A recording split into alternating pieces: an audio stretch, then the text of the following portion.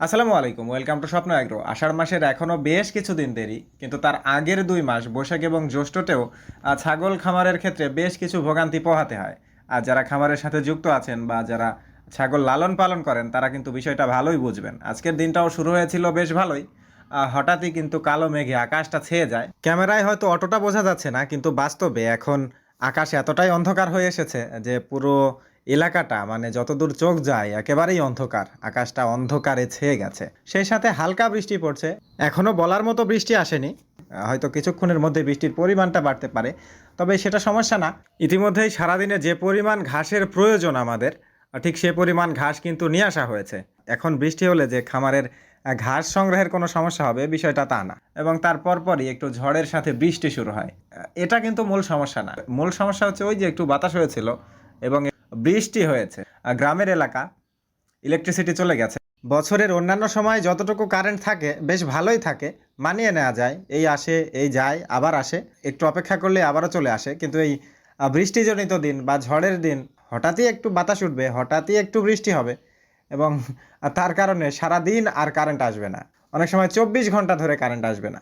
মাঝে মধ্যেই এখন হতে থাকবে, সেটা নিয়ে তো আর বসে থাকা যাবে না। ছাগলের জন্য খাবার অবশ্যই ব্যবস্থা করতে হবে, যার কারণে দীর্ঘদিন পর আবার এই জাতিটা বের করতে হলো। আর যেটা একসময় টোটাল ঘাস কাটার কাজেই ব্যবহার করা হতো, কিন্তু এখন আর সেটা হয় না, অলস পড়ে থাকে। তো এই ইলেকট্রিসিটি না থাকার কারণে এখন আবার বের করতে হলো।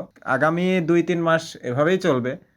হঠাৎ একদিন বাতাস হবে তো সারাদিন আর কারেন্ট আসবে না। আসলে সারাদিনের ব্যাপার তো সারাদিনের, একটা বেলা না থাকলেও কি পরিমাণ ভোগান্তি পোহাতে হয় সেটা যাদের ছাগল বা গরুর খামার আছে এবং বেশি পরিমাণে ঘাস কাটতে হয় মেশিনে, তো তারাই ভালো বুঝবেন।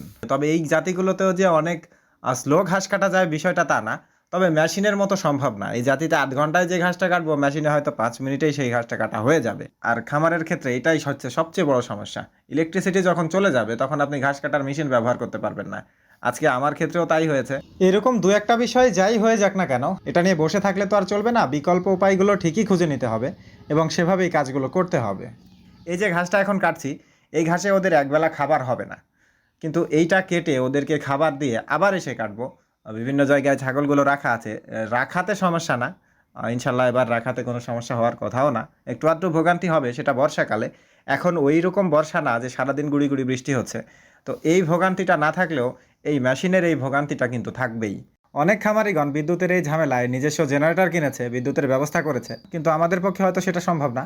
আমাদের এই জাতি দিয়ে একটু বেশি সময় ধরেই কাজ করে যেতে হবে। যাই হোক, ঘাস কাটা ইতিমধ্যেই শেষ হয়েছে। আমি এখন ছাগলগুলোকে খাবার দিয়ে দেব এবং তারপর এসে আবারও ঘাস কাটা শুরু করবো ইনশাল্লাহ। আমাদের জন্য দোয়া রাখবেন। আল্লাহ আপনাদের সবাইকে ভালো রাখুক, সুস্থ রাখুক। আসসালামু আলাইকুম।